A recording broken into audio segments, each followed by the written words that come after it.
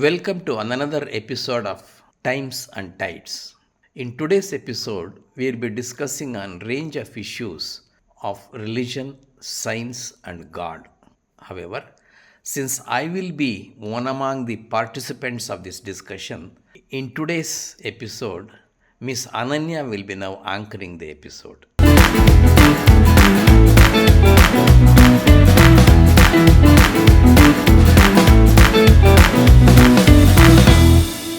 I'm very humbled again to introduce and welcome each and everyone who are a part of this panel. Firstly, we have from Indian National Science Academy, a senior scientist, Dr. K N Ganeshaiah, sir, who's a evolutionary biologist and writer. A warm welcome to you, sir. From University of Kassel, Germany, but today right here with us we have Professor Andreas Buerkert, who's an agroecologist. A warm welcome to you, sir. Namaste. Namaste. From Faisalabad, Pakistan, we have Professor Iqrar A Khan, sir, who's a plant scientist but is virtually joining us. A warm welcome to you, sir. Thank you. Last but not the least, we have Professor Punyakoti GV, an astrophysicist, joining us from University of Genoa, Italy. Thank you. Yes, okay. Dr. Punyakoti, a warm welcome. Thank you. Thank you so much. Before we start our discussion, is there anything that you want to just start over and welcome each other here? Well, let me just start as the guest here. I think it's thrilling to come here together, overcoming cultural boundaries, overcoming country boundaries and disciplinary boundaries, and trying to understand each other's view on what is important for us in life. And in our scientific work, we have to focus on hypothesis-driven science, and this certainly has limits when we go into faith issues. But there is another reality, and exploring that together from different angles, I think, brings us close to each other and finally to the common truth in what we believe. Definitely, that's so true. And He's pretty well told what I wanted to tell, so maybe we can start discussion. yes, and to start our discussion, though you guys have joined us virtually, it's very glad to have you here. Thank you. Yes. And let me say at the very outset that I have read the note and questions sent by Professor Ganeshaiah, and I have to confess that I have very little in-depth knowledge of the topic. I could at best be a little bit of fill in the blank, because my expertise on knowledge and science could be very simple, not in depth. Professor Iqrar A Khan, you seem to be more honest than me. I assume I know, but you are very honest in admitting that we are all very ignorant of this topic. Thank you. Okay, to actually start our discussion with, we can just go with the recent achievement that has happened and the recent criticism that also happened regarding the Chandrayaan-3 launch, which was India's moon plan.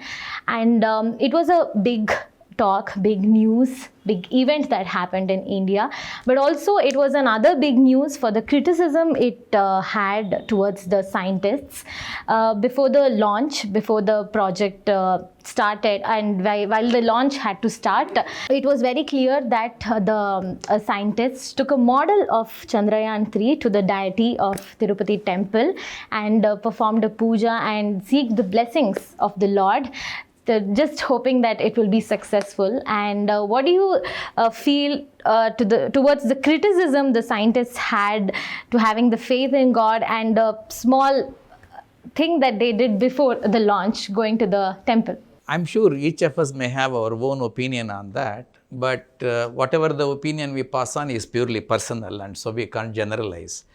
I would think that criticism was highly ill-placed, because believing in God does not essentially mean that I do not believe in what I am doing in science. The tenets of science, if at all you want to know, very seriously look at the principle of science. Science calls for an open-mindedness.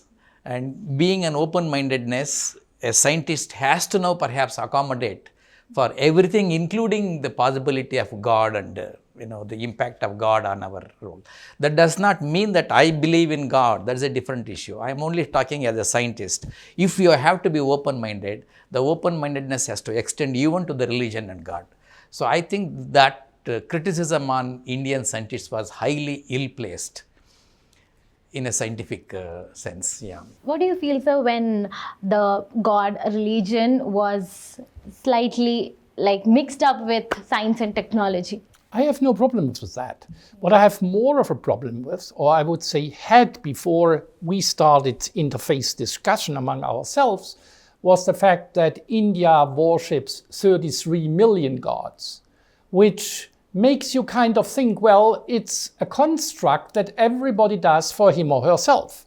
And that's something that for us, Muslims and Christians, is not legitimate, because God is a absolute authority, and we shouldn't create him as we wish to.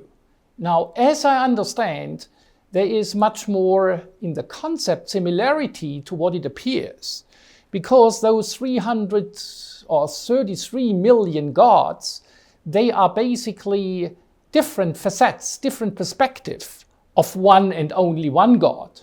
And we have a similar concept in Christian faith, where we have a triplet of the Father, Son, and Holy Spirit, where also we refer to one only God who has these different aspects. And I think this is what we can learn from each other. And that's also what we can learn from that discussion, that why should be there no God in science? That is one of these many facets that God has, and that can enrich our lives if we want to be enriched. May I add a point here? By the argument that Professor Andreas Buerkert is presenting, an Indian might invent a science god also along with the 33 million gods. Definitely. There's the God for everything, they say, and there's a God for science as well. So in that sense, perhaps one doesn't need to now keep God away from science. That is my way of looking at it. Do we have anything from Professor Iqrar, sir? Well, just to add to the discussion, in Muslim faith, there is one God, as Professor Andres has also mentioned. But the Quran actually says in a very clear term, tahqiq. Tahqiq literally means research and to uncover the truth. So the holy books actually recognize that truth is to be discovered. And that's what I think science seeks to do. So it's very much in line with the religious thought. Okay. Yes, sir. Yeah. Science is not contradicting God. One point here I would like to ask Punya. Now, as an astrophysicist, how do you feel when you listen to Stephen Hawking, who says, well, there is no God in universe. Universe shows us, and the powers in universe shows us that there is no need for God. So before we come to this, I just wanted to point out one thing that Andrea said. So you said that even like in Christianity, there is one God, and in Hinduism, there is one God and there are many facets of it. I'm not so sure, because I don't know what is the one God. I can think of three, the Shiva, Vishnu, and Brahma. but I don't know if there's anything that unifies those. So also, so I'm not sure if they actually are in the same terms. It is truly that there are many, many, many gods, and not just the facets of one God. And I think fundamentally there is a little bit of a difference in the way we think about this aspect. I'm not sure, but this is what I think. And the other part that Professor Iqrar was saying about learning the truth, I read in an article very recently that in Hinduism, you have many, many gods for many things, but not a God of truth. You have the God of knowledge, which is goddess of knowledge, who is Saraswati, but you don't have a God of truth, because in our philosophies, I think there is no sense of absolute truth. every truth is contented by another truth, and your truth is your truth and someone else's truth is another truth. And the one that makes more sense is knowledge and wisdom. And apparently in the article I read that this is the reason probably why we don't have goddess or god of truth, because we don't lay a lot of emphasis on truth, but rather on the wisdom. So this is another thing I just wanted to say. But on a personal note, I have never really felt the need to believe in God. And with regard to the universe, and I study the universe for my bread and butter. And for me, I just feel like there are just more discoveries that need to be made, and we'll understand things better. And saying that there is a higher power, and saying that it would be an explanation for something we don't know yet, to me it just feels like we just don't know the explanation yet, and we just have to keep finding out. But that doesn't prevent me from being spiritual at times as a person. And because just going on saying that I can control everything, I have control over my life, and a little things, it just stresses me out. So for the physics aspect itself, I tend to agree with Hawking, but on a personal note, I think it's a very big spectrum. On days you don't want to, and on days you don't mind. So that's my point. May I interject here about what Punya told, that you might discover anything that is required to be done sometime in future. Now, that is a faith that you have got in science, that science can now explain everything. Just as one cannot prove the faith of God or the existence of God, you cannot also prove at any given moment of time that science can explain everything. So that is also a faith, and if X, Y and Z has a faith in God, it is as valuable or only as valid as your faith in science is. To that extent, if someone has a faith in God along with science, I don't think you need to know perhaps the object. That is the point we started off with, isn't it? So one can have faith in science and one can have faith in God, and these two faiths need not have to replace each other. That is the way I look at it. Yeah, sure. I completely agree. I'm just saying that in physics, I do not believe there is a higher entity explaining things, to explain away things. But in a personal life, I don't see the contradiction, because, like I said, to me, science is a pursuit of truth and this absolute understanding of things. But on a philosophical and personal level, it's more about exploring myself and the world around me and my connection to the world around me. So to me, it doesn't contradict either. That comes from an astrophysicist. Yeah, but that also now brings me to another issue again you made contradictorily. That is, if science is pursuing truth, and by that if you imply that religion is not pursuing truth, again I may disagree with that. No. My philosophy of religion, I'm not pursuing truth there. Then I would have a big contradiction. That's what I was trying to say, that there is no one absolute truth in the philosophical sense. But in science, I do believe there is one truth, because you can contest it, you can plot, you can do the experiment again and again and again, and you can verify it. You mean in religion there is no verification and there is no logic? You are bringing the words logic. I am just saying Or it's verification self-exploratory. It's relationship with you and the world around you. And that doesn't, I don't know. I'm just saying that that's my personal opinion. And it is true that science goes behind truth. Religion, I don't know. For me, it's not about truth. I am not looking for truth in my space of philosophy and my brain space of religion. And also the word religion is very different for different people.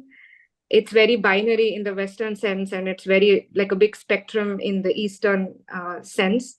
So that's also like something that needs to be clarified, I think. But for the modern people, science has the same meaning. That's what I think. So where does the faith lie to you, sir? Well, in my view, there is one aspect that is helpful as a believer to be a better scientist, so to speak.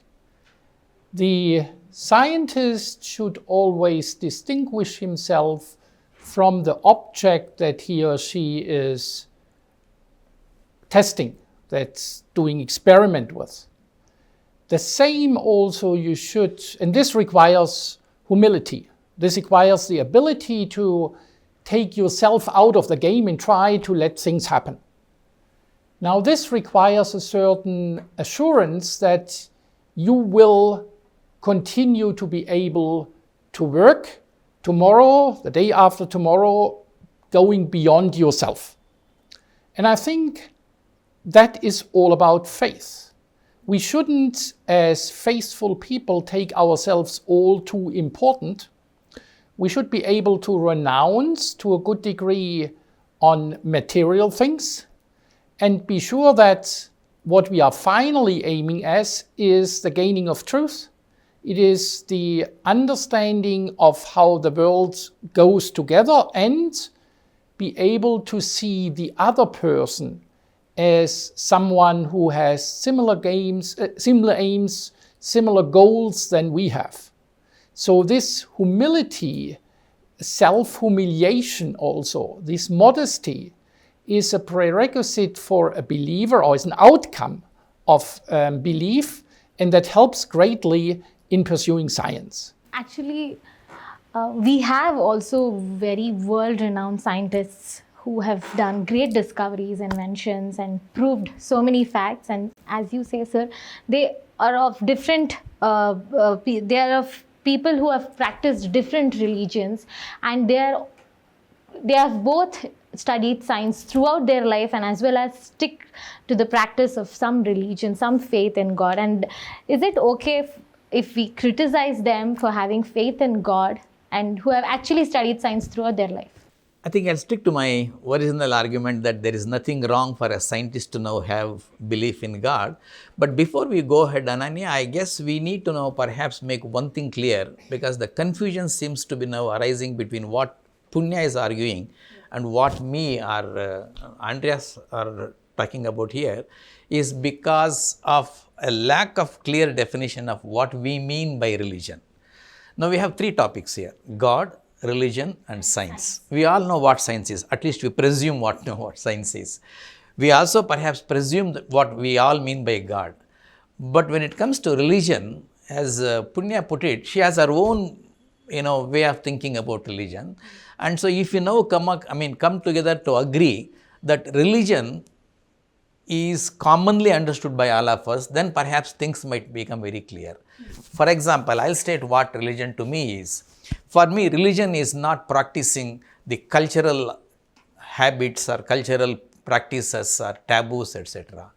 For me, religion is those aspects of the faith in God, the outcome of the faith in God. It could be symbolism, such as a cross in Christianity, or a shank or a wheel in India or in Hinduism, or the swastik of Jainism. These are all religious representatives. That is also religion. But if you ask me whether yoga is religion, I would say no. If you ask me whether meditation is religion, I would say no. I think we need to now differentiate. So faith in God and anything that is associated with the practicing of faith, like worshipping, doing puja, breaking coconut, these are to me are parts of religion. So it is those, for example, coming back to Chandrayaan-3, they took the model to the deity and worshipped it with the hope that it will become successful. So there is a link between God, religion, and science, and that is the reason why criticism came about. So we perhaps have to keep away from the cultural practices and talk here only on the religious practices, number one. Andreas made another important thing, that we need that humbleness, okay? That humbleness is what is demanded in front of the God. I would say that humbleness is demanded even for a scientist. He cannot presume that I am going to now make this hypothesis and I'll prove that he is wrong in doing that. He makes an hypothesis and tests it, and that is the humbleness. That's what the humbleness you were talking about. Am I correct? Absolutely. But let me come to one more point before I think we should ask Iqrar for his view on that. There is one more element. When you talk about religion, Religion to me has a lot to do with, as you rightly say, practices, codes, with norms, and often, at least in Christian institutions, also with setups, societal setups. And often we see, particularly the young generation, be very skeptical about those setups because they feel that they are cementing power structures that have been there for hundreds of years. They may be representing a hierarchy where somebody decides upon many other people, and this power structure is destructive to the individual. And I do believe, therefore, that this should not prevent us, this reproachment of the misuse of personal faith in religion should not prevent us from daring to have a personal relationship with God, which is always personal. There is no way of saying something is good or bad. It is rather the acts that follow out of my personal relationship with God that allow the society to decide, is he a believer or is he or she not a believer? So I think that institutional aspects of religion is very important to be demandled, to be questioned at all that time, because it is location specific, it is time specific, and it certainly can be a tremendous, and it can be a tremendous obstacle to societal and individual progress. But I don't know what a Muslim like Iqrar feels about that, religion and institutions versus personal faith. I think those timings and rituals and cycles are actually a way of discipline, and or maybe kind of recognition symbol. And also clergy plays role in this kind of distinction. And that's true with the other religions also. And it is a very clever entrepreneurial model to create that kind of variations, because there's some money to be made out of that. That's certainly true. There has been a lot of misuse of religion for money making. Right. And religious tourism is a very big business in the world. And that's across the religions, actually. Absolutely true. Now, I think we need to perhaps move away from those business-minded religion. We all oppose that. I think there is no doubt at all about that aspect. I'm sure in general we all oppose that kind of exploitation of religion for personal gains or for institutional gains. Now, but we will come back to this aspect of religion directly, as we all now imply it. So, given that, it appears that most scientists, do not seem to object to the fact of anyone having belief in God. However, there is a recent study which was published in a highly reputed magazine, science magazine called Nature, and also another study in Proceedings of National Academy of Sciences, where it has been shown that in America, while 90% of the general population believe in God and follow religious practices, only 40% of the scientists believe in God and follow the practices. Now, a problem comes there. What do you mean by a scientist? They have randomly chosen those who are in the area of science, but then they have chosen from among them those scientists who have become the fellows of US Academy of Science. That means they are perfectly identified as the excellent scientists. Among them, about 19% are those who believe in God. Now, that is a very significant thing. Even if I have to go by 5% principle of science, 19% is a very good proportion. Not only that, in addition to that, there are about 8 to 10% of the people who may not believe in God, but believe in something very supernatural. Something, it may not be creator. It is something that is powerful than what every one of us think that we can control. Unlike what Punya told, she doesn't think that there is something higher up. There are 6 to 8% or 8 to 10%, I have forgotten, around that in America who now believe that there is a superpower that controls the whole thing. Let me also tell you, there are three kinds of people we can identify in this. One, of course, scientists who believe that everything is made of matter and energy. And so there is nothing like a creator here. There may be a big bang, and then following that the universe has been created. The second group is what we call deity people or deism. What is the meaning of that? God created everything. He has left the rules and regulations. He is now no more in the play. The third group is creationists. They say God created and is still now controlling everyone. Now, among the three, there are some scientists who believe in the second one but not in the third one. In the sense, something has been created. I mean, something has created the whole universe. It's all following those rules and regulations. Who created that, we do not know. That is the second group. Many other scientists may not believe in the fact that God has created and is still now controlling us. People may not believe it. So it's perhaps important to discriminate these three when we now think of what a scientist thinks about the God.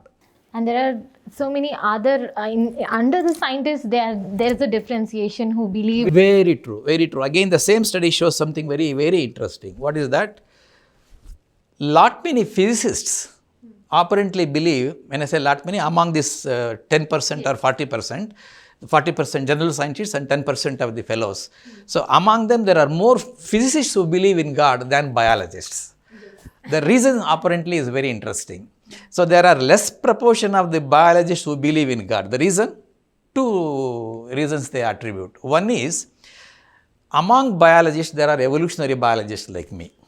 Evolutionary biologists believe that life and the whole humankind or the whole living system has been created by the process of evolution. And so there is no need of a creationist here. Number two, of recently, religion opposed some of these programs like stem cell research or cloning, etc. So biologists have opposed religion because of that reason. Whereas the physicists don't have any such problem.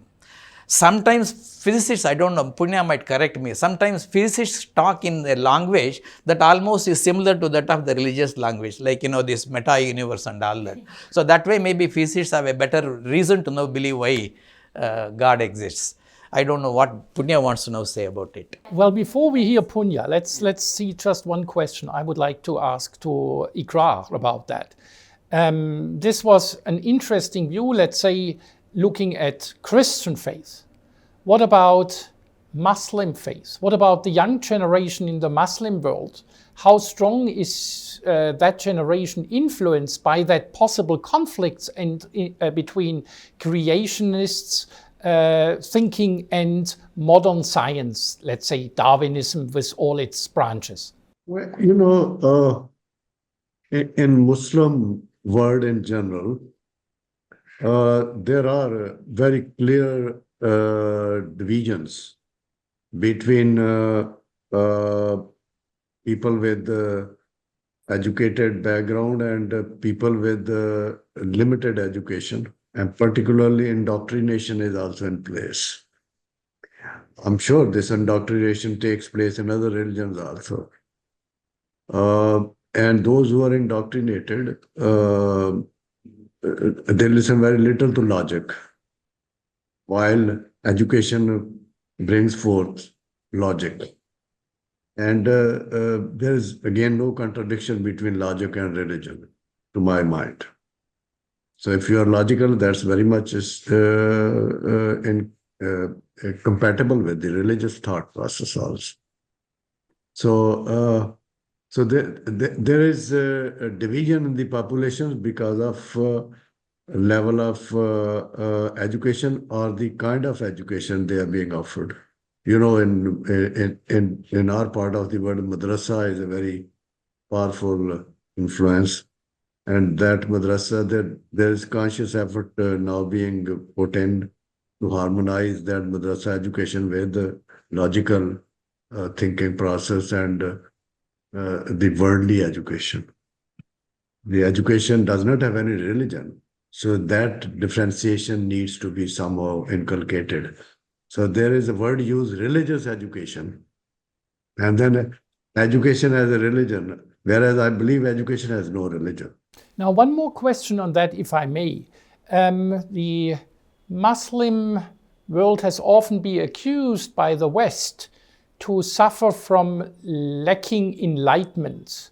Let's say the questioning of religion that happened in the Western world and that increasingly also happens in the Eastern world requires a certain, I would say, space to maneuver, also religiously. Now, given the debate about the different streams in Islam, about how to perceive the world and how to perceive the current conflicts and also the changes that are happening from a unipolar world to a multipolar world, it seems that there is not enough freedom to discuss new priorities, new, let's say, theological interpretations of how to perceive modern progress in the light of the traditional values that each religion, particularly Islam, tries also to live. Where do you see yourself? Where do you see that debate in that current environment? Theology, what you call it, theology or theology is not necessarily what religion dictates. That's also, self-serving way of thinking. And I believe that religion is much more broad-minded than those theologists. So what is missing here is the debate and dialogue then. And there is a room for interfaith debate and dialogue, or even within faith or within religion. There are so many sects which are rejecting the other side's point of view. So it will continue to exert its influence until and unless there is openness. So I strongly believe that more debate and dialogue will certainly promote openness. It's not the fault of religion. It's the fault of practitioners. Okay, yes, that's, yeah. The way they practice. Well, it's also, as Sir said, education has no religion. Yeah, yeah. As the conversation was going, and we also had a point from Punyakoti, who has joined us virtually there. She says that science goes behind the search of truth and knowledge and everything. And how do you react to this statement, or how do you see what science goes behind and what religion is going in search of? Well, I differ from what Punya perhaps implied. I would rather think that search for truth is there even in the religion and also in science. The approaches are different. As a matter of fact, in the very beginning, when man began to wonder about this, the marvels of nature, be it the clouds or the rains or the repeating seasons or everyday rising of sun, he was wondering what is happening. So he wanted to explain that, and he saw, or he found that it is easy to now ascribe some power behind all that. And that power was given as an explanation in the very beginning, which became God in the process. And all that went around that, to tame that God or to worship that God or to request that God to help him, became the elements of religion. That's the way I look at it. In that sense, the religion also started with an awareness of nature and trying to understand what this awareness is and what is behind this awareness.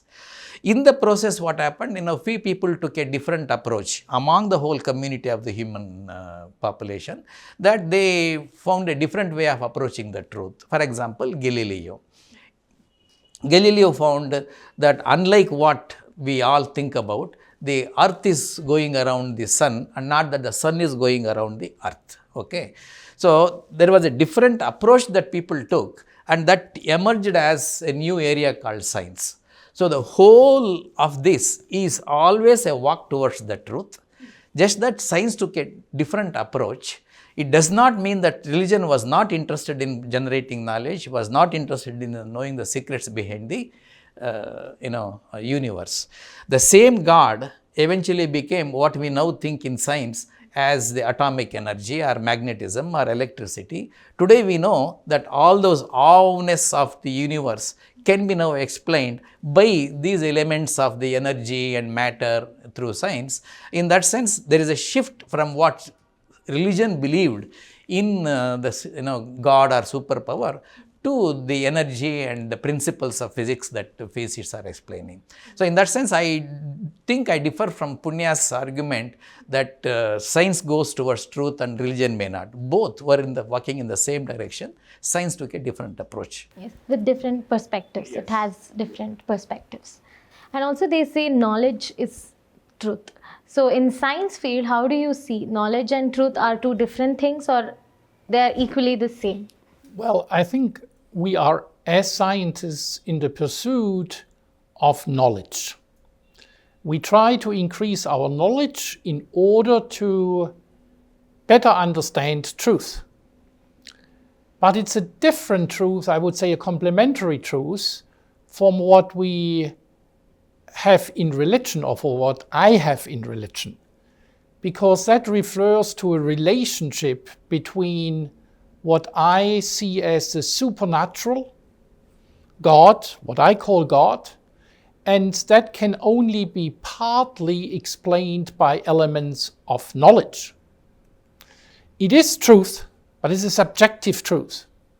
And differentiating that, I think, also helps to have that complementarity that we all need in life. On the one hand side, we try to seek truth, but we can only do that by enhancing our own capacity and our own availability of the knowledge that is available to us.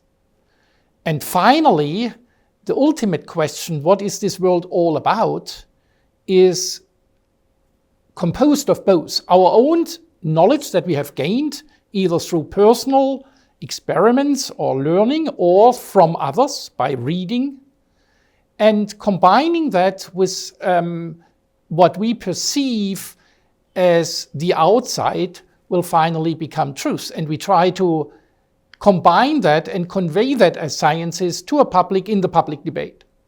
So I see science and belief, science and faith as two complementary elements that explain what is actually happening in this world as far as we can personally see that. And Iqrar sir, as you see the argument between Punya and Ganeshaiah sir, how do you see where the faith actually lies, or how is knowledge and truth connected to science, and how does scientists actually see this in respect to religion?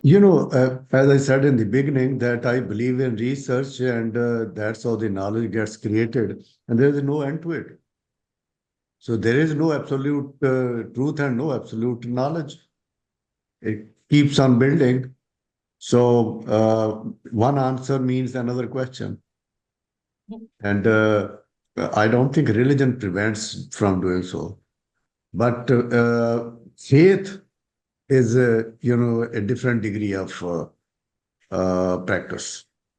Because in case of faith, you do not question reason, or you do not enter into reasoning. And that happens not only between man and God, that happens sometimes between human and human, or even objects other than human. Ganeshaiah sir has something to say. Yeah, I think Professor Iqrar A Khan, this statement you told that faith does not have reason, I think I fail to agree with that. Rather, I have difficulty in agreeing with that. I can give examples. I mean, maybe it's also religion specific as a matter of fact. Now, take the example of Bhagavad Gita. Why is Bhagavad Gita come about? Arjuna says, I do not want to kill, right? Krishna now says, now look here, there is a reason why you want to kill. So he now gives a strong logical argument as to why Arjuna has to kill his own relatives, his own blood relatives. So in that sense, in religion also there is, reasoning, logic and argument that lead to the understanding of what is the right thing to do, or if you want to call truth. I don't say in Bhagavad Gita situation it is truth, but Arjuna was now eventually convinced to now kill his own blood relatives, but only by the argument and logic that Krishna gave. So even in religion there is logic and reasoning. Perhaps it depends on what religion we are talking about. I did not say anything about logic. There's again a difference between logic and faith. And also, I would like to quote a situation that none of us is practicing religion A, B, or C after seeking the truth. We are doing it simply because we were born there. Okay, so we keep on growing with that and believing in that. And that I agree is complete blind faith. On the other hand, So it's a blind faith. That is a blind faith. I agree with that. On the other hand, I mean, this interesting in the Nature paper that you have just cited before, there was no correlation between faith, people declaring that I believe in God, and their religious upbringing. So apparently, we are all emancipated enough to have our own faith developing, irrespective of what we have been growing up with. And I think this is something quite recent that generations before us have not had a chance to. And this shows that, at least on that data set from the United States, and it's a pity that we don't have that from India or have it from Pakistan or have it from, let's say, an African country. There seems to be an individual decision now, or the possibility to have your own access to both science, if you want to become a scientist, and also to faith. And it's not anymore that you are the slave of the traditions under which you have lived. So I would be very reluctant to blame anything on the culture. You are responsible on your own to your way of seeking the truth and inserting in that way scientific approaches and faith approaches. Okay, science and faith becomes relevant for discussion only for you and me or people sitting in this room. For a lot of those, out there, there is no correlation between science and faith. I would agree. For non-scientists, we all agree with that. Yes, absolutely. Yeah. There's something that everyone is agreeing to at this point right here. But there's also a phrase that says religion starts where science ends. And what does this imply? Like, what implies by this notion? And do you guys agree with this? Well, the people of faith believes that the faith has foretold science. That, the way science will go. That's what people of faith believe. Whereas I think that is stretching the idea. But yes, faith encourages you to, look for knowledge. And that's probably the common ground between different religions also. And that common ground is probably the, silver lining for all of us to look for, that we could create harmony. End of the day, all faiths have a God, whatever name you give it. And all of the faiths believe in truth, and all of the faiths actually are in favor of searching for truth. It's finally to find the ultimate truth. And Dr. Punya, do you agree with this, that religion starts where science ends? I don't know. I'm not a very religious person. And I actually want to ask everybody here individually, starting with Andreas, maybe, do you believe in God? Yes, I do. And you may ask me now why I do believe as a scientist. And exactly because of, I think that we need to realize as scientists that there are limits to what science can explain. Let me give you an example. I'm certainly not a creationist, but I believe that Darwin is right, that there is strong selection in nature, and this drives development, good or bad. But when I look back at the evolutionary process, I see there are all of a sudden jumps, there are discontinuities that I see everywhere in nature, not only in evolutionary biology. Can you give an example? Yes, I can give you an example. The time it took for the first cell divisions to happen was tremendous.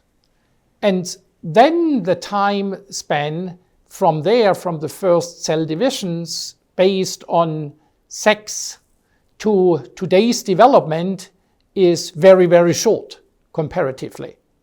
So what happened there is hard to understand if we don't believe in discontinuities. And discontinuities means sudden jump in evolutions that we cannot explain.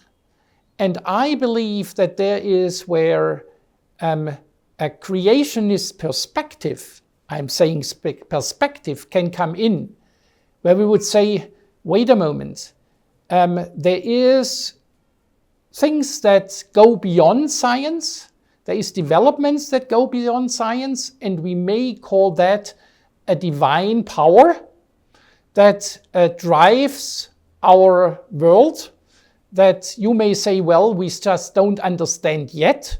We have to wait for a few more years, then we understand those discontinuities.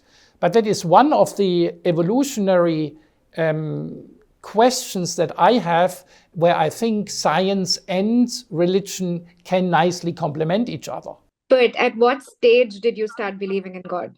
I come from a religious home.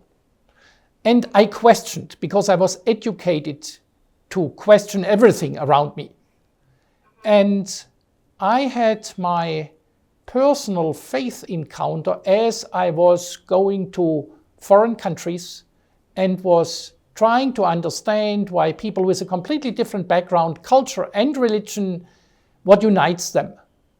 And that made me define my own faith, because I realized that only if I had a belief system, I would be able to open up to others, because I wouldn't get lost myself.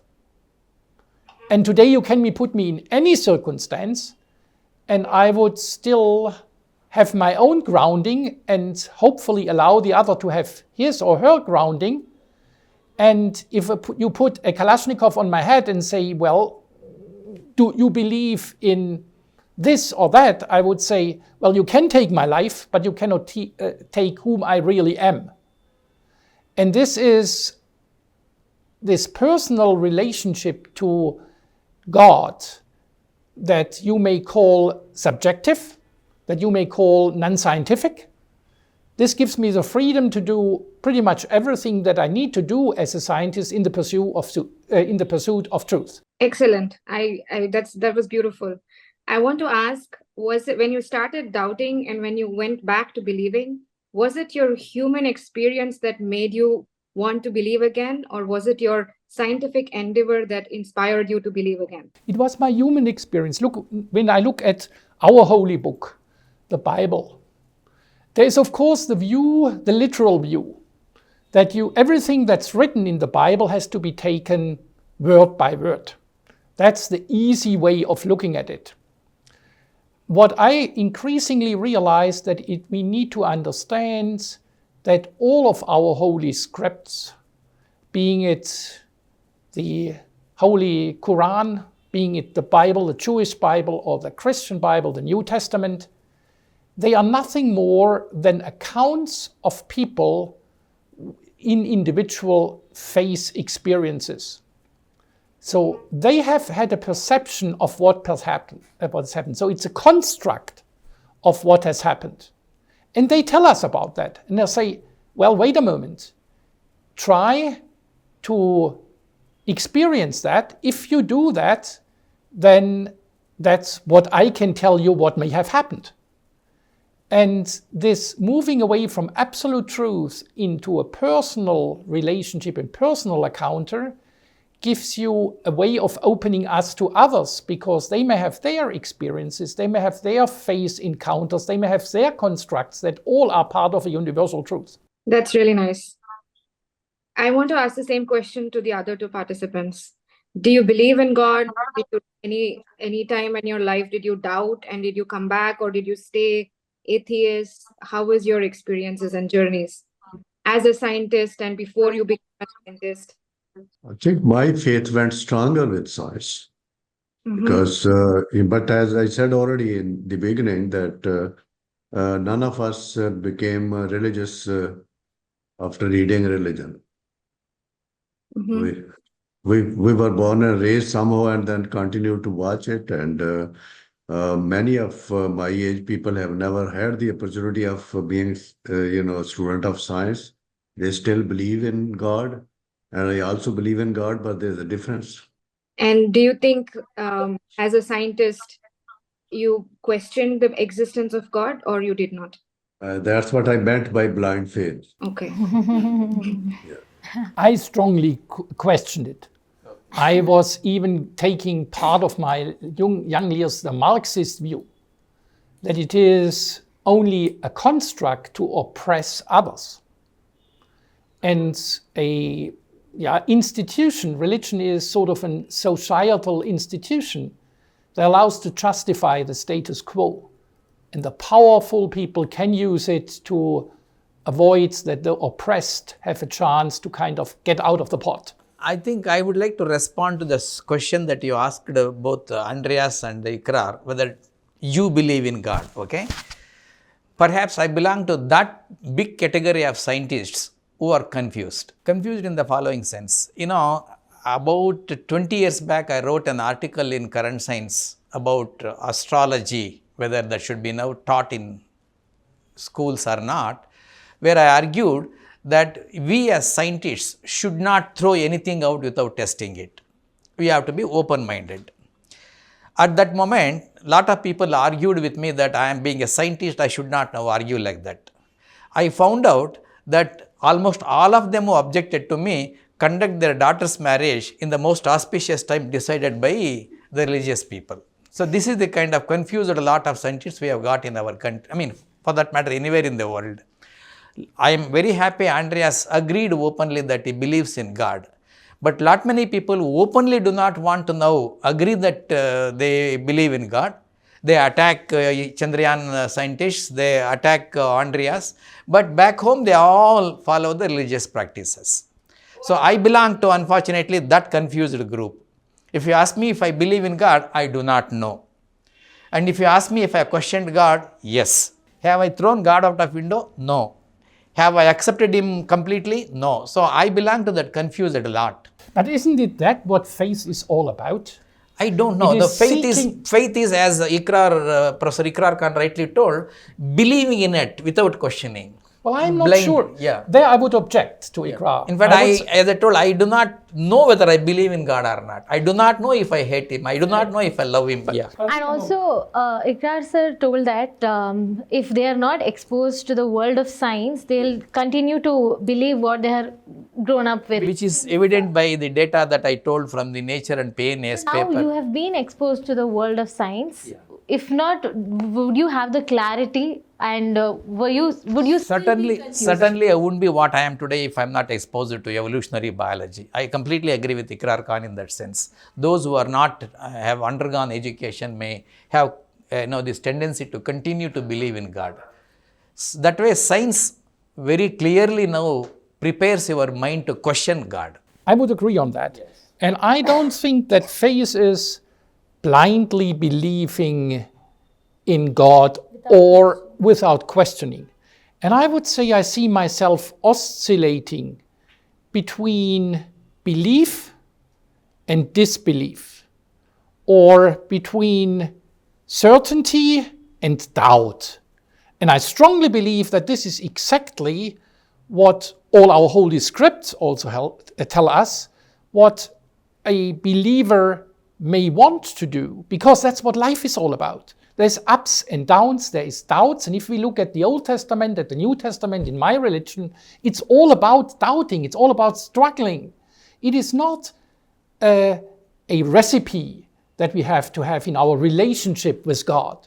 And I think it goes to the point where there is complete doubt about what you have experienced during the last 60 years of life and what you are currently in.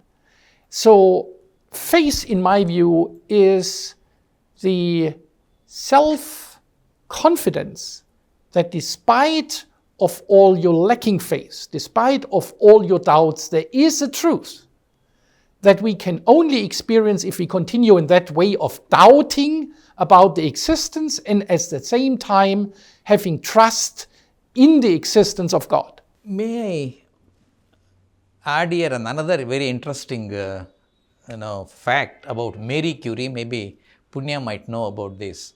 Mary Curie is a great scientist, a Nobel laureate, but she lost faith in God. You know why? Not because of her scientific background, but because she lost her mother and sister. So when she lost her mother and sister, she became angry about God, and so she didn't believe in God. There are a number of such scientists who now lost faith in God because they had bad experiences in life. So this is quite contradictory of scientists beginning to question God. So personal experiences also sometimes now make people question God, not essentially the science. I want to make that point. Let me ask one more point. Yeah.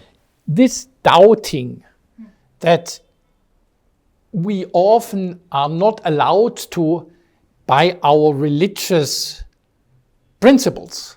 This doubting is the same doubting that I should have as a scientist.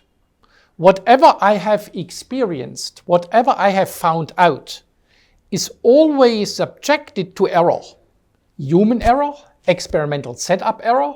So I firmly believe that the doubt itself is an important principle that unites faithful believers, because it also admits unfaithfulness, as it is for good scientists.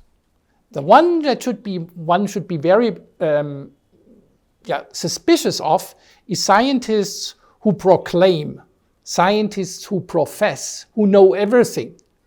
That's, to me, the end of science. That's maybe the beginning of populism, beginning of propaganda, which is so widespread in our times.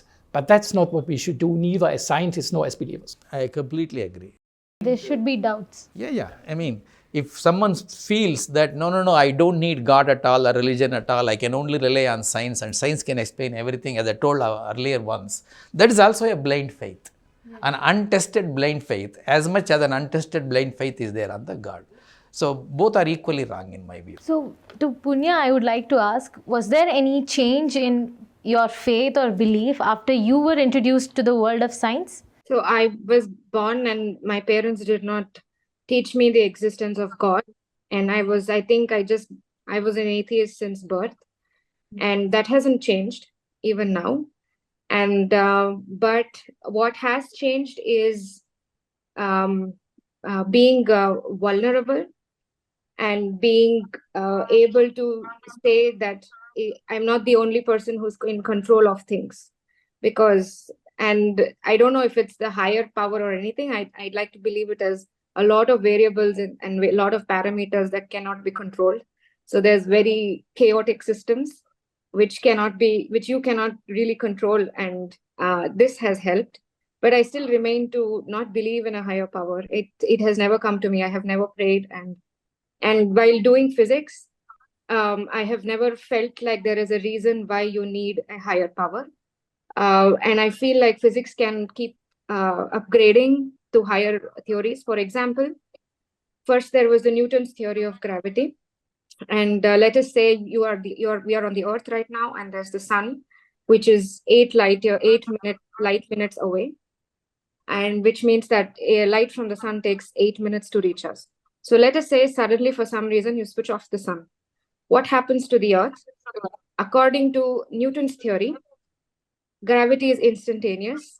So, and then the Earth is going to fly off from its current orbit. But then this was, again, there was the next version of the gravity, which was the general relativity that Einstein gave, who said that gravity, to interact, it travels at the speed of light. So the interaction time is 8 minutes. So for 8 minutes, the Earth is just going to rotate around the sun. And then it's going to go off tangentially because it takes 8 minutes for the Earth to realize that there is no sun. And then this general relativity is not enough to explain a lot of things we see in the universe today.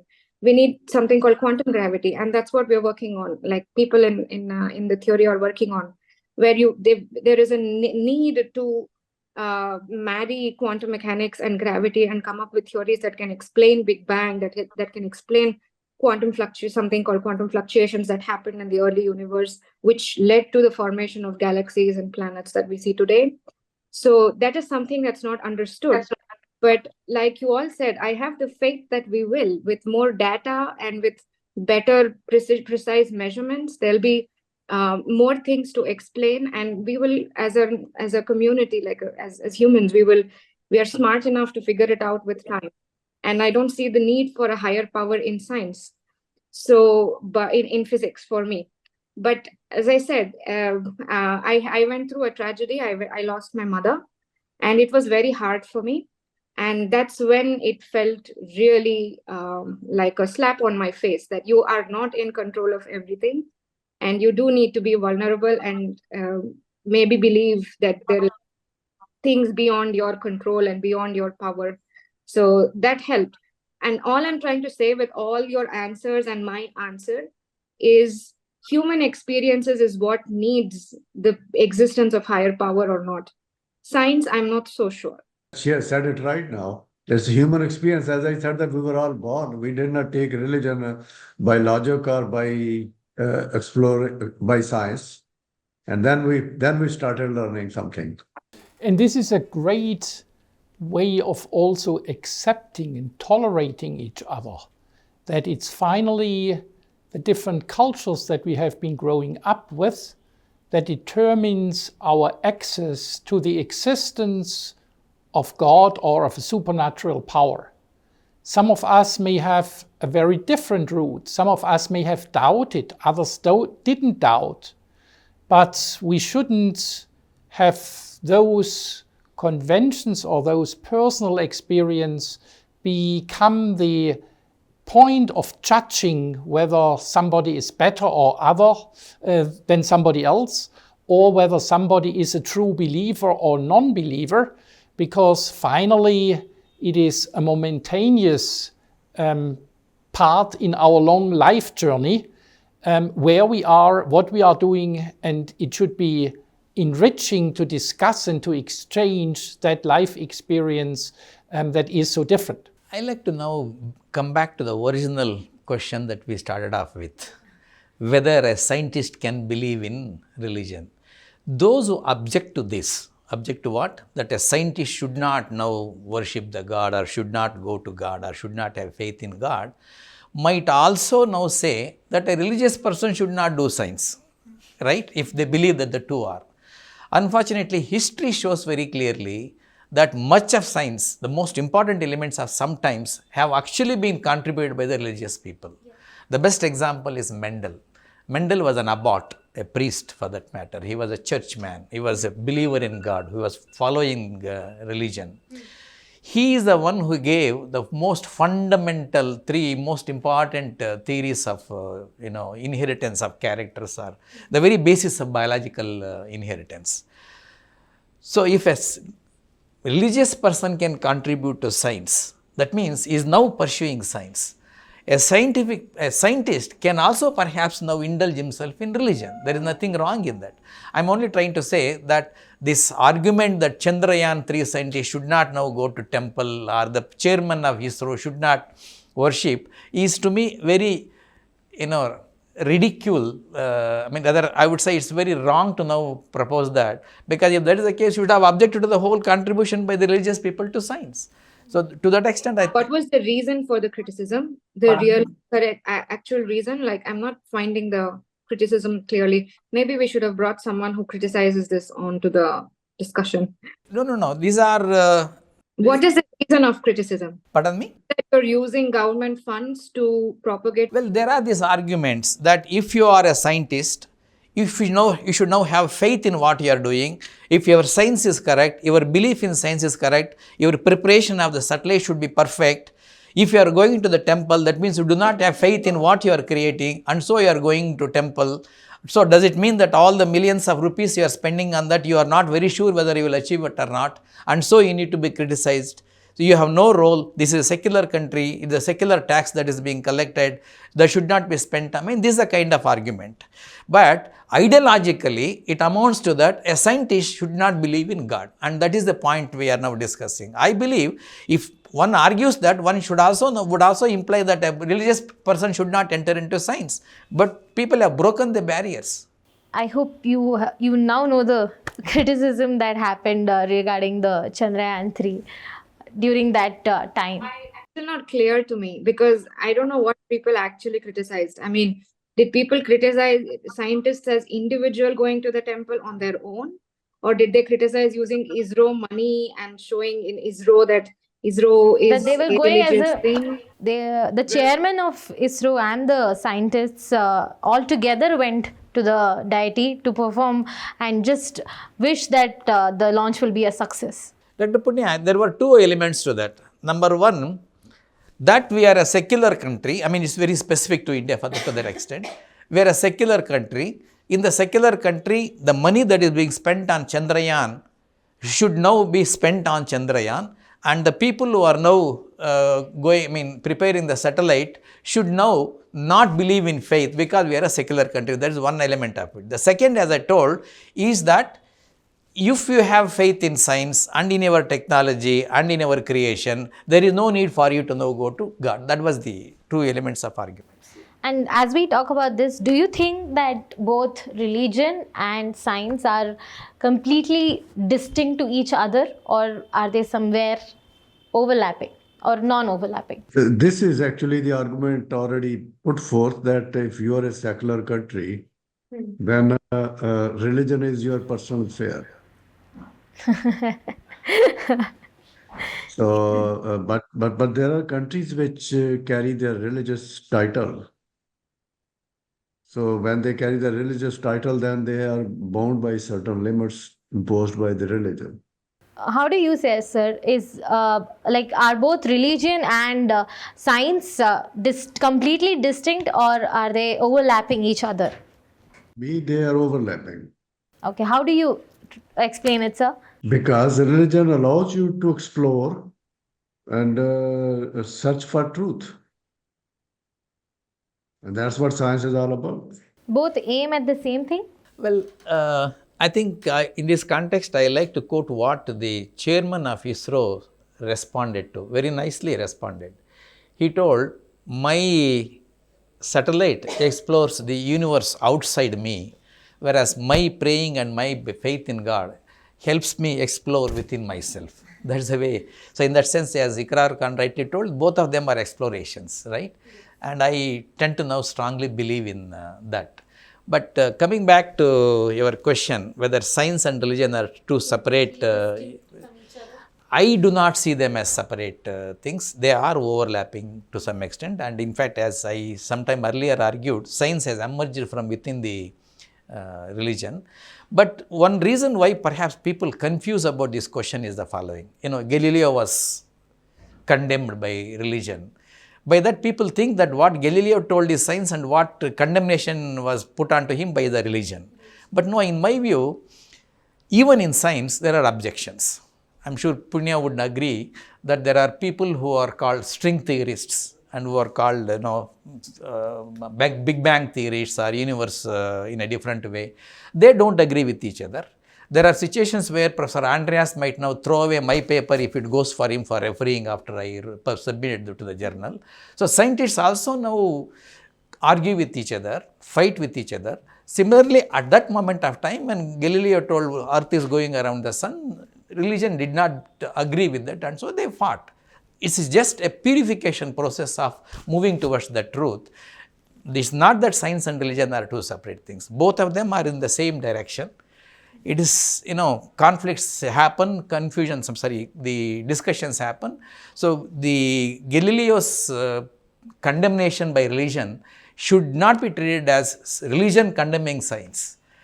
It is just that at that moment of time, two ideas did not agree with each other. So one was condemned by the other group, just as two scientists today condemn. So that's the way I look at it. Are they parallel or are they overlapping, sir? I would also believe that they are overlapping. And I think maybe as a scientist, I should also have the courage to acknowledge that I am personally a believer and have therefore the strength to question myself, to question also the hypothesis and the way that I'm interacting with each other. And this very behavior helps me to do better science. On the other hand, truth, as we have also said, is a goal, a quite abstract goal, that I'm not sure whether I will contribute to more truth on the world. But all I can say is that I am engaged, I am committed to pursue the truth and to report to others. So whether I am at the end of my life a more or closer to truth than I was at the beginning, I don't know. But I have made that effort to struggle along with doubts, with questions more than with certainty about how things belong together. And there is what science and truth, I think, have in common. It is this doubtful trying to be objective, to expose yourself to new questions attitude that comes from both sides and that leads and pushes you forward with a tremendous energy. And I think that's what a good scientist should have, is illimited energy on pursuing his or her research questions during the lifetime, because that's what's motivating us, curiosity, diversity in thinking and approaches. But your argument does not justify what you started off with, that religion and science are overlapping. In what way you think they're overlapping? I think they are all overlapping in the approaches in which they allow to question oneself. Okay. As that's what I said at the beginning, the moment you doubt about your faith, you doubt about God, I think I feel closest to God. Mm-hmm. And the same as a scientist, the moment But is it true? I'm sorry, I'm cutting. Is it true that religion allows you to question God? It may not be true in all religions. It may not be true in non-religions. Maybe not in the formal religion as an institution. Okay. But I think all religions that I know have that element of doubt very much built in. And once more, I would say, the moment I doubt as a scientist, I doubt about my experiments, I doubt at my results, I doubt even at the interpretation of these results, the better or the closest I am to true science. I and agree. the same, exactly the same attitude I have as a faith experience. The moment I'm really shattered, the moment I have lost my father at a very early stage, or the moment that I was deeply sick in Mexico City and living in a slum and fighting for survival of my own person, the moment I felt the closest to God. Mm-hmm. So this is what I'm saying. It's that element of doubt, of questioning yourself, your very life, all the basis that you have is where you are the closest to what I would call the pursuit of truth. Yeah. So does Punya agree with their points, or do you think that both religion and science are completely two different, distinct things? I don't know. I don't know what to comment on this, because I haven't been religious and I'm very unclear about what it is. So, do you think there is something that... I like to know, perhaps now put her into the clutch. You know about the story of Galileo, right? yeah. Was it wrong that Galileo was condemned by religion? I mean, it was, yeah, it was wrong, but it was, that's not my religion. I think there is a contradiction with my religion. Irrespective of what the religion is. For example, in your physics, two scientists fight among themselves. Sure. Is it wrong? No. Similarly, why don't you now accept the fact that what happened in the history of religion and science is also a process of conflicts between ideologies? When did it happen, apart from Galileo? Oh, it has been happening even all the time. All the time. Yeah. I would say that's, and I think it's absolutely logical that it must have happened. Because Galileo questioned with his findings the whole organizational concept of the religion which was dominating his society. So as he was exposing that finding to the public reacted. Yes. Now the interesting point is that as time passed by, it became quite clear that he was right on the one hand side, and that religion itself was not questioned by what he had found out, that it was part of our seeking for truth, and eventually the two could coexist, religion and Galileo's findings. And I think that's what we should be be ready for, that religion is a continuous process that results from our joint pursuit of seeking the truth. And it will look tomorrow differently than it looks today. Can you give me such examples in India? Well, in India, as I already told, when I wrote the article that astrology should be allowed to be taught in schools, a lot of scientists objected to me. And give another example of how through history, religion and there is conflict between the religious and the scientific ideology is creationism and evolutionary biology. Even today, in some of the, pardon me? I'm asking particularly in India. In India, well, in India, the clash between science and religion is not very severe for the following reason. What I think is the following reason. That is, from the very beginning, in India, the creation of knowledge is not segregated into religion or science. The very concept of science to us is new. It is a Western concept. I will give you, for example, the history of Indian knowledge building up.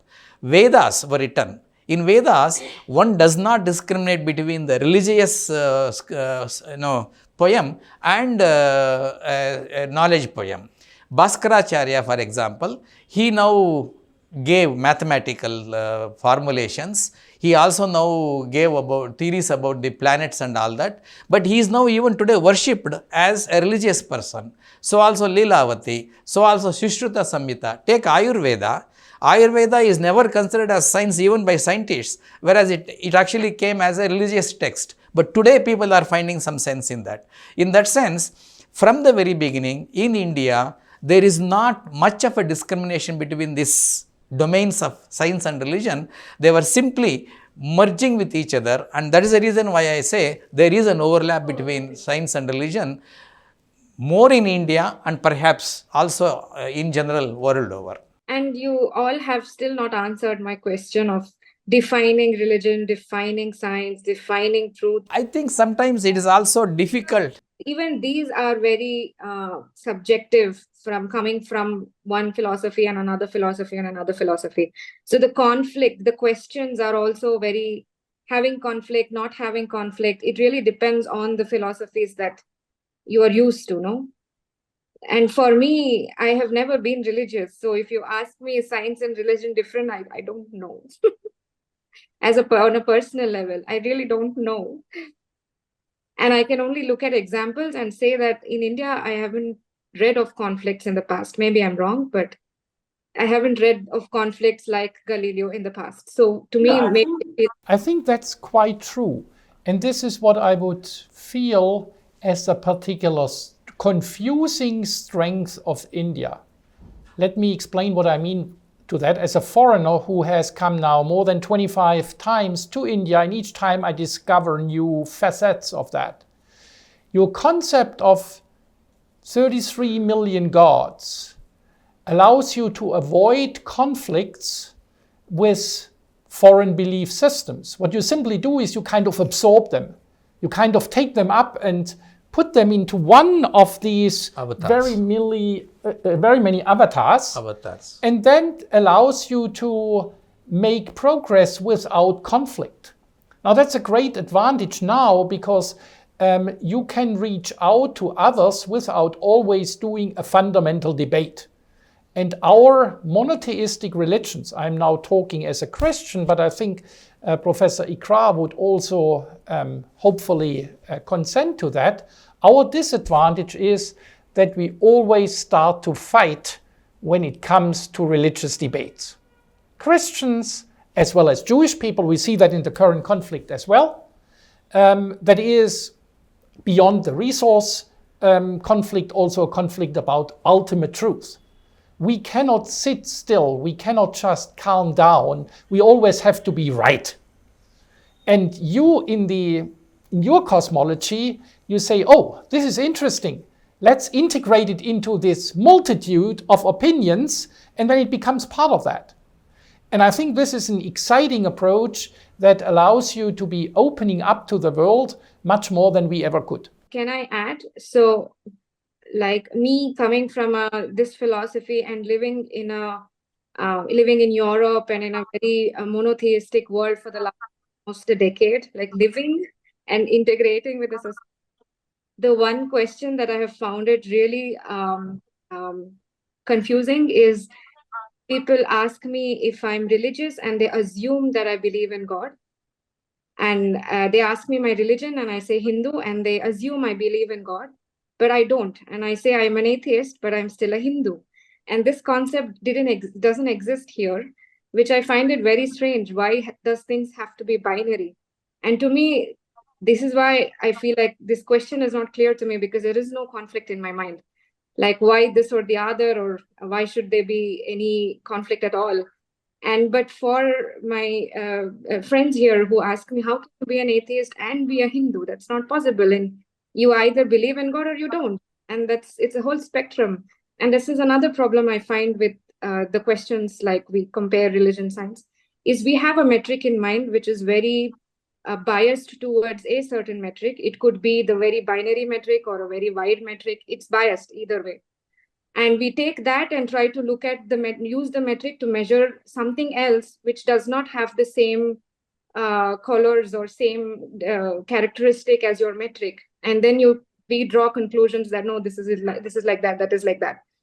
So I don't know. For me, I don't care. Like really, it doesn't matter to me in my mind. So if you don't see both religion and science overlapping, can you say any features that make the two of them distinct from each other? That's what I'm saying. I've never thought about it, and it has never occurred to me, and I don't see why I need to do that, because it's never a problem in my mind. Like, why should I do that? Like, I want to ask. Her problems seem to have been solved by her parents. No, I'm asking you, why? Why should I do that? Why should I see it separately? Or why should I see it as united? Why is it just this and that? So, according to you, there's nothing common in religion and science? If I want to start looking for commonality, I'm sure I should try and think and pick it up. But as of now, I don't know. So, when it comes to religion and science, there are some aspects. Do you think they only stick to science, or it is also seen in religion? For example, a demand to proof. Is it only in science, or is it also in religion? Well, I am struggling with that proof thing. When we look to the Jewish Bible and also the Christian Bible, we see a lot of conflicts coming up because people wanted proofs. Let's say the existence of God needs to be proven. And many of the stories, the tales, I say the perceptions that people wrote then down eventually, or somebody wrote down because they were an oral tradition, many of those, they deal with proofs. Let's say people didn't believe in God, and then a prophet came, and the prophet say, well, it's that way that you should go. And the people said, how do we know whether you are a right prophet? Then somehow a miracle happened. Then somehow thunderstorm came, and things all of a sudden became clear. This type of proofs, I think, are a good consequence of people's disbelief. I believe that real relationship with God does not always need proofs. Professor Andreas, I think it's perhaps, what you told is correct, but your interpretation perhaps is something different in my view. Now, your examples of people questioning God, right? To me, it's very interesting because that's exactly what we do in science, right? In science, people say, we can question the existing hypothesis, we can question the previous scientist, we can now ask for the proof. Now, both questioning and asking for the proof for the God, if it does exist in the stories of religion, that very clearly shows that religion and science are working in the same direction. I would agree. I would agree. In the same way, for that matter, I can give an example from the Christian thing itself. There was this disciple of Christ called Thomas, who came to India for spreading his own ideas. Now, he is called Doubting Thomas. The reason is, he apparently doubted if Christ really came up and gave life to one of his friends called Lazarus. He was not there apparently when Christ came and gave life to a dead friend called Lazarus. But when Thomas goes there, his friends tell that Christ did this miracle. He suspects, no, I do not believe that Christ came and gave the life unless I put my finger into the hole of the nails of the palm or of his chest. Next day, Christ comes there and he puts his finger and then he says, yes, now I believe he is the one who has given life. So even in religion, there is a demand for the proof. There is a demand for the proof. But I think that's precisely there where things become difficult. Because only if there is proof, there is truth.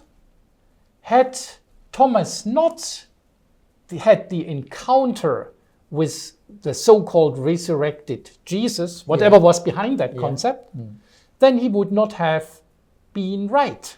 Then he would not have come as he went to India, so big success. He was successful because he could show, he could testify of that proof. And I think there is the real faithful person would be able to live with the doubt that what he or she experiences is really right. And that's what I think makes the two as common. A scientist is a scientist not because he can show the proof, because he has found what he was always trying to find, but it's the way that he approaches things. It's the search itself that makes him a scientist or a scientist. And I think the same is true for a believer. The person who seeks his whole life God never finds God, but seeks continue on that way. To me, is the big example. And questions. Exactly. So it's not the success that determines whether a person is a good scientist or whether he or she is a good believer. It's the way, it's the pathway, it's the attitude, the coping with uncertainty that unites the both. A scientist during most part of his career where he or she may not get anything that brings him or her the Nobel Prize, but he is just pursuing the way. And number of examples from Indian folktales also have this, instances of questioning. Let us see if Iqrar sir has any instant or anything that says that there's a demand for proof both in science and religion. I had confessed in the beginning that I do not have any deeper knowledge. What I have shared with you are my very common sense, remarks. What I've said is more common sense than any in-depth knowledge. And to my belief part, as I confessed again, was not based on,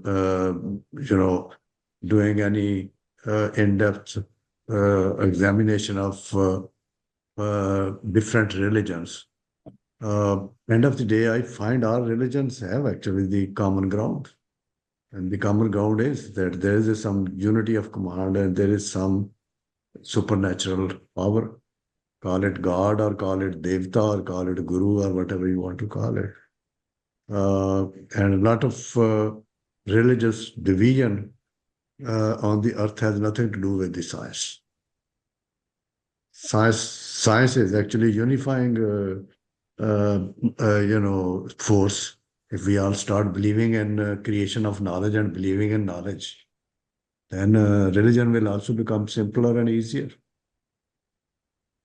That's how I look at it. Coming back to this questioning in religion, even in India we have a number of examples. Jabali, he now has question after question.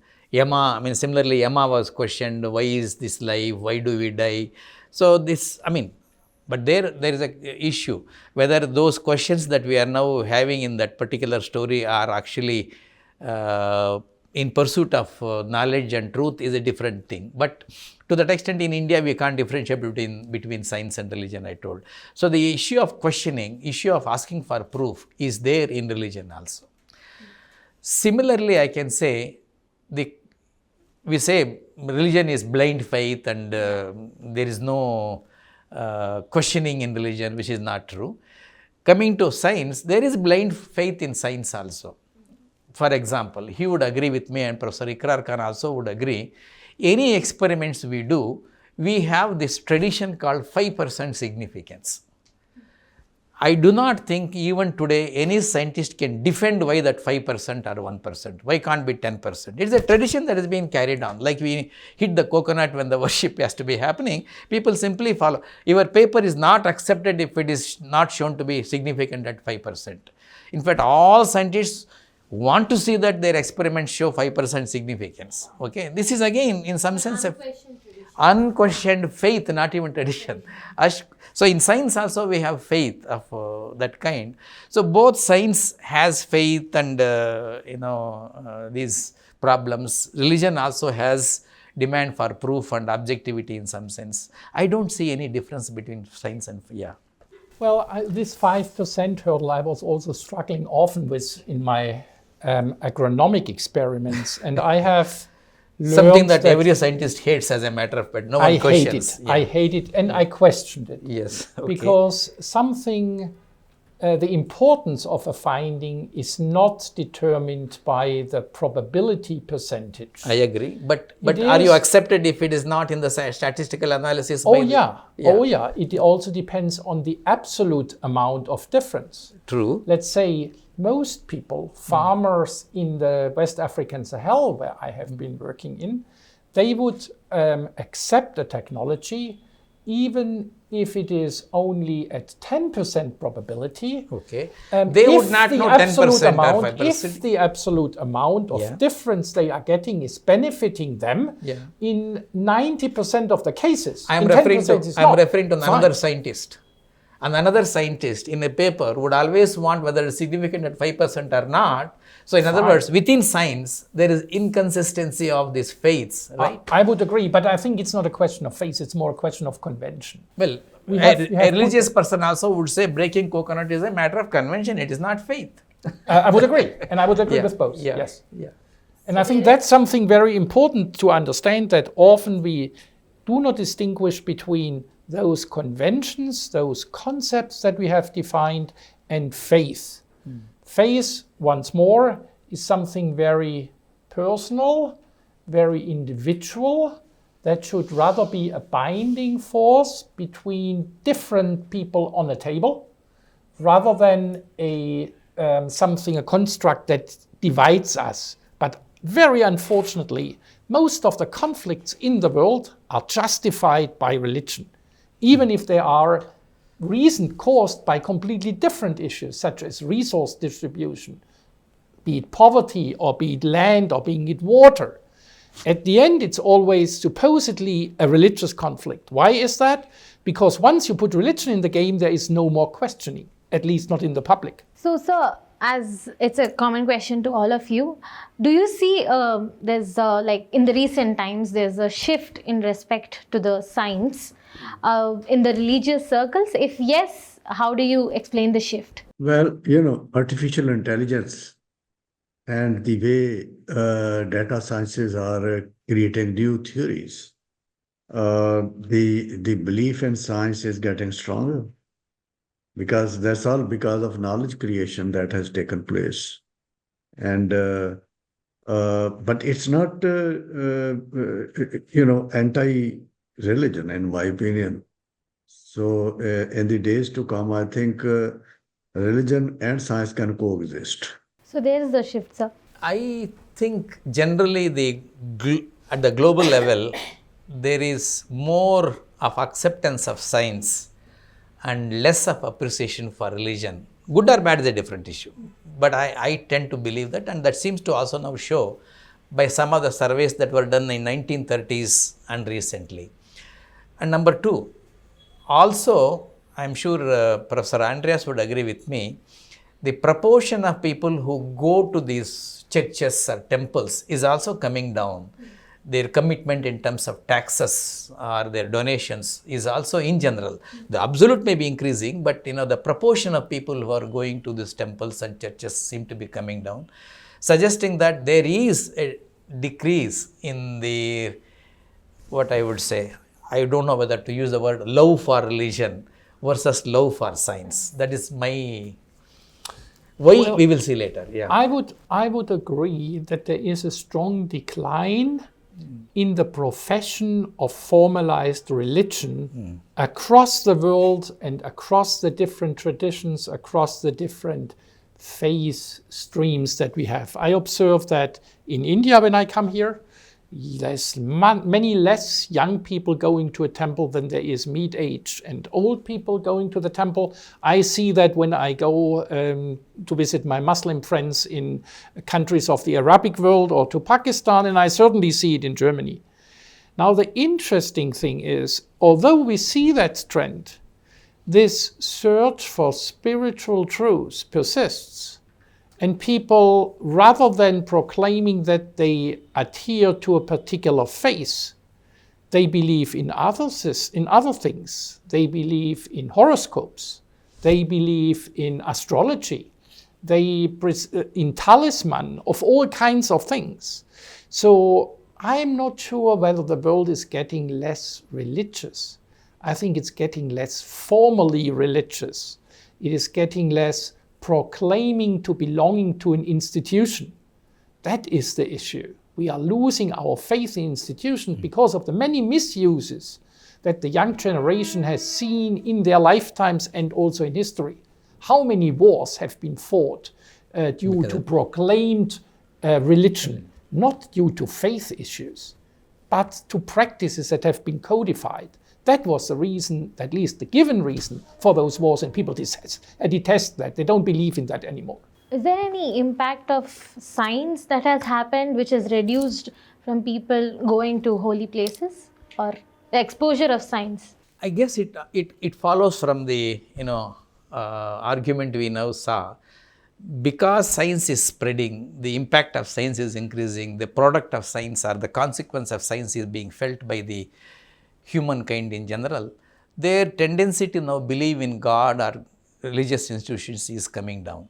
But let me also tell you, I'm sure religious people are also now trying to accept the science much more than what it was.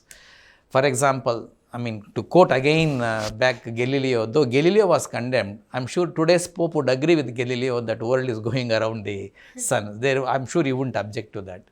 Similarly, in India, Navagrahas were being worshipped as gods, but today they all know that moon and sun are star and moon, it's respectively satellite and star.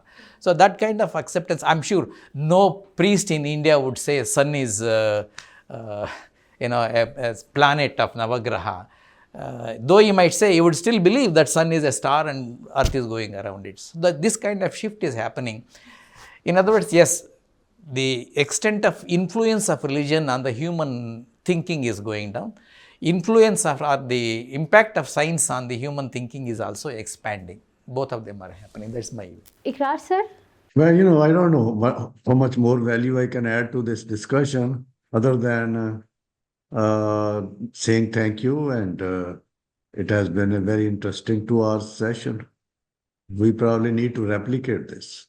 Do it for a bigger audience. The two big guys sitting here, their talks were extremely highly appreciated on our about 10 days ago.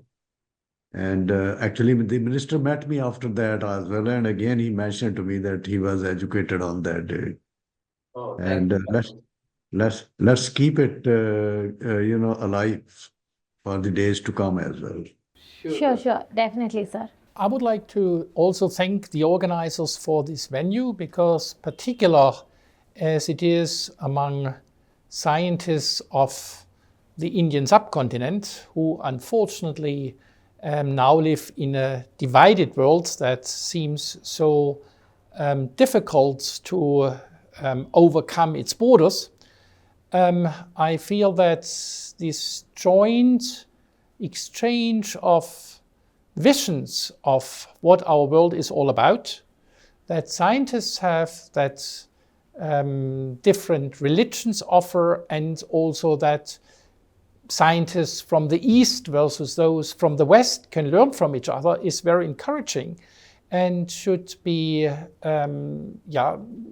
come into the debate that the young generation has and the questions that they have about what role faith plays in our world, what role religion as a codified form of faith plays, and what it could do to enhance religion and what it can do to our practices, our daily practices, to be more sustainable, to be more open to tackle the problems that our world has together rather than against each other. Yes, sir. That's it. I guess I made my points.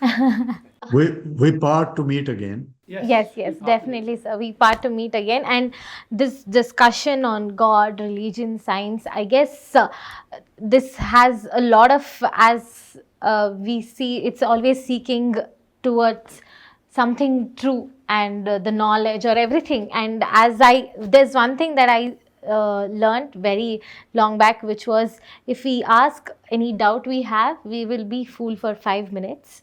And if we don't ask that doubt, we'll remain fool forever. And I guess this will imply to both religion and science when we are seeking truth. And in both the paths, we can always question, we can always be doubtful, we can always yearn to know something all the time. And it was a great pleasure, and I guess this will remain a forever memory to me to be a part of this group and this discussion. Thank you so much, sir. Thank you.